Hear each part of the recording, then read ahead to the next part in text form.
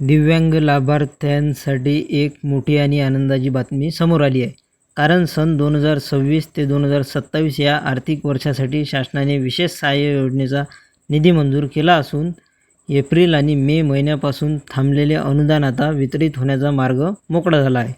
मित्रांनो, 26 मे 2026 रोजी जारी करण्यात आलेल्या या GRमध्ये संजय गांधी दिव्यांग निराधार अनुदान योजना आणि श्रावणबाळ सेवा दिव्यांग राज्य निवृत्तीवेतन या योजनेसाठी कोट्यवधी रुपयांचा निधी मंजूर करण्यात आला आहे.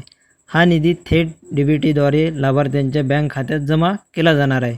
विशेष म्हणजे 1 एप्रिल 2026 पासून योजनेचे कामकाज दिव्यांग सक्षमीकरण विभागाकडे देण्यात आले असून आता निधी वितरणालाही अधिकृत मंजुरी देण्यात आली आहे. त्यामुळे प्रलंबित हप्त्यांचा प्रतीक्षेत असलेल्या दिव्यांग बांधवांना मोठा दिलासा मिळणार आहे.